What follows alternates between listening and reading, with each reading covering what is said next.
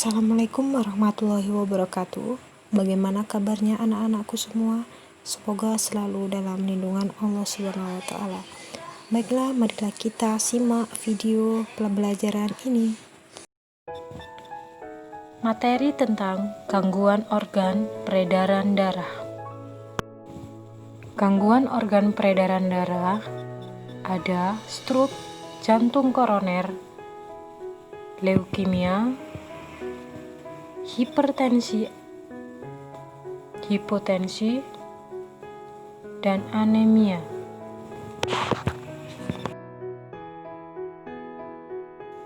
Mari kita simak materi gangguan organ peredaran darah anemia.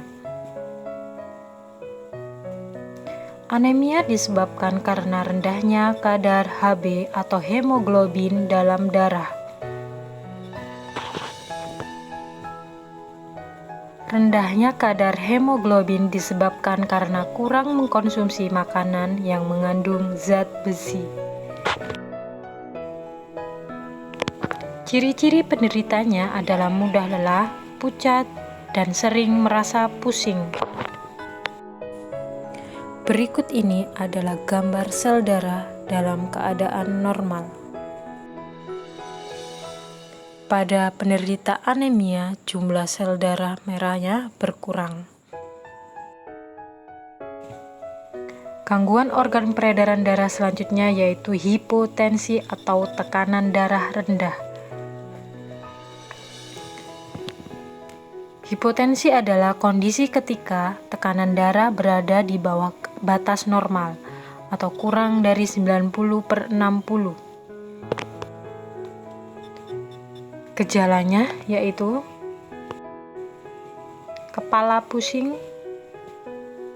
penglihatan buram, jantung berdetak lebih cepat, pernapasan dangkal, cepat haus, penyebab dari gangguan hipotensi yaitu kehamilan, dehidrasi, konsumsi obat-obatan tertentu, penyakit jantung, dan pendarahan. Gangguan organ peredaran darah selanjutnya yaitu hipertensi atau tekanan darah tinggi. Hipertensi adalah kondisi ketika tekanan darah berada di atas batas normal atau lebih dari 140/90. Gejala dari hipertensi yaitu yang pertama, kepala pusing, penglihatan buram, detak jantung tidak teratur, nyeri dada, dan sulit bernafas. Selanjutnya itu penyebab dari penyakit hipertensi yaitu yang pertama, lanjut usia, kebiasaan merokok, jarang berolahraga, gangguan ginjal, dan kecanduan alkohol. Gangguan organ peredaran darah selanjutnya yaitu leukemia atau kelebihan sel darah putih. Leukemia atau kanker darah adalah penyakit yang disebabkan karena kelebihan sel darah putih yang jumlahnya abnormal. Pada penderita leukemia, sel-sel darah yang belum matang akan berkembang lebih cepat, hidup lebih lama, sehingga menyingkirkan sel-sel darah yang sehat yang terdapat di sumsum tulang. Gambar tersebut menunjukkan sel darah normal dengan sel darah yang terkena leukemia. Selanjutnya yaitu gangguan organ peredaran darah jantung koroner. Jantung koroner adalah kondisi ketika pembuluh darah jantung atau arteri koroner tersumbat oleh timbunan lemak darah atau kolesterol. Berikut ini adalah gambar kondisi arteri koroner dalam keadaan normal. Dan berikut ini adalah gambar arteri koroner yang tersumbat oleh timbunan kolesterol. Timbunan kolesterol akan menyebabkan pembuluh darah koroner menyempit, sehingga asupan darah dan suplai oksigen yang menuju jantung akan berkurang. Hal tersebut akan menyebabkan rasa nyeri pada dada dan sesak nafas. Selanjutnya yaitu gangguan organ peredaran darah, stroke.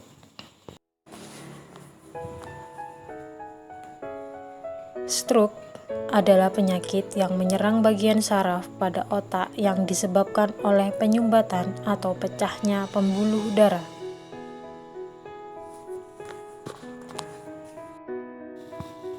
Gejala dari stroke antara lain yaitu tungkai mati rasa, bicara menjadi kacau, dan wajah terlihat menurun. Penyebab dari stroke yaitu gumpalan darah pada pembuluh darah di otak, ada tekanan darah tinggi, dan pengaruh obat-obatan pengencer darah. Selanjutnya, kita akan belajar tentang pantun.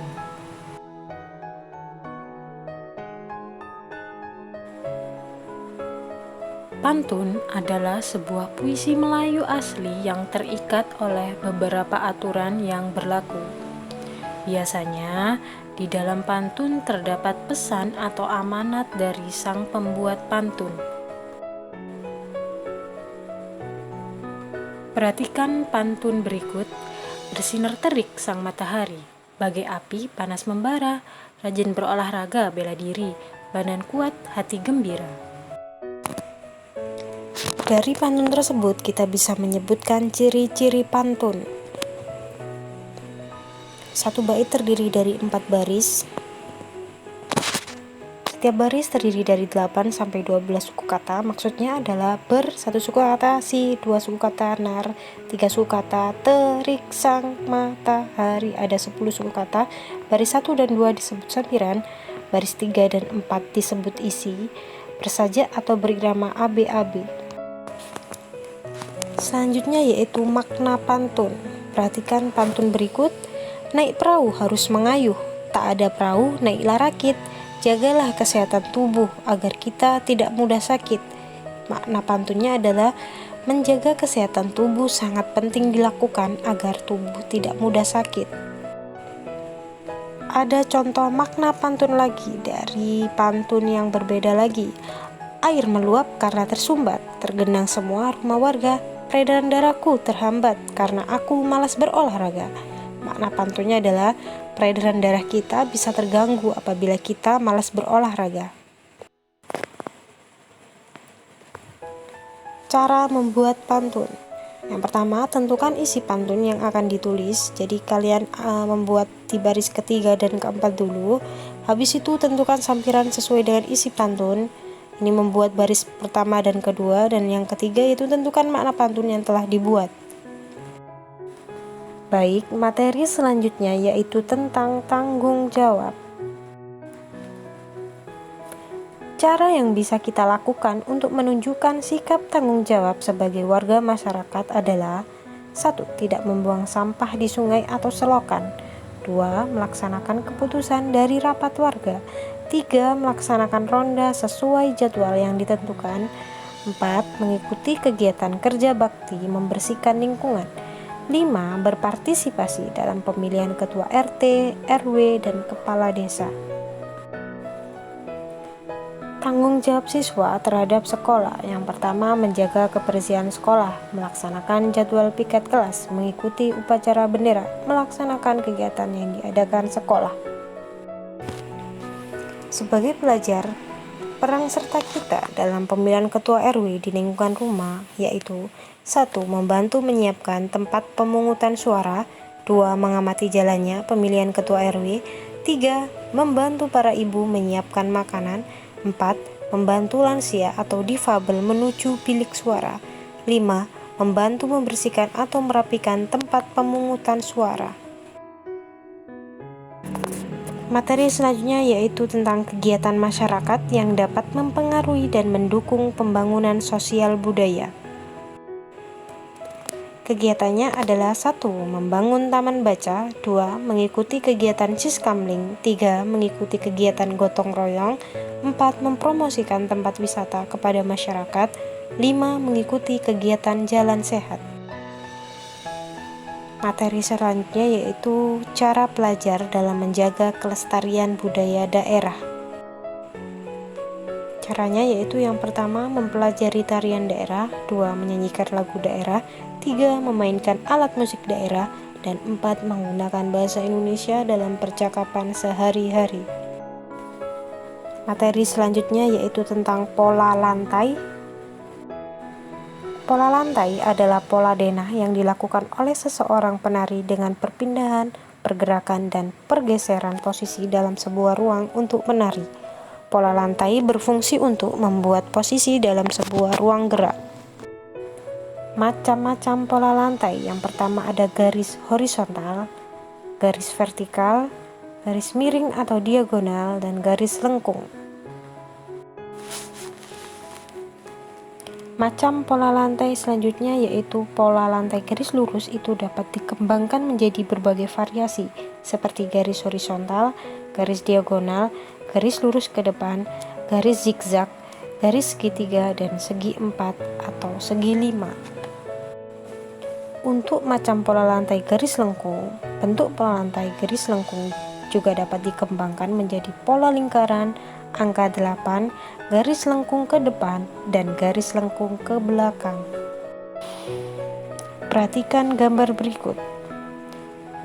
Properti yang digunakan tarian tersebut adalah busur panah, baik gerak 1 dan gerak 2. Dan pola lantai tari gerak 1 membentuk pola lantai segi 5. Untuk gerak 2 membentuk pola lantai diagonal. Mari kita amati gambar pola lantai dari tarian berikut ini. Tarian yang pertama yaitu tari saman. Pola lantai yang digunakan adalah garis lurus. Selanjutnya yaitu ada tari pendet. Pola lantai yang digunakan adalah garis lengkung. Selanjutnya yaitu ada tari sekapur sirih. Pola lantai yang digunakan adalah garis lengkung. Selanjutnya ada tari piring. Pola lantai yang digunakan adalah garis lengkung dan membentuk lingkaran. Selanjutnya ada tari kecak. Pola lantai yang digunakan adalah melingkar. Baik, terima kasih sudah menyaksikan video ini.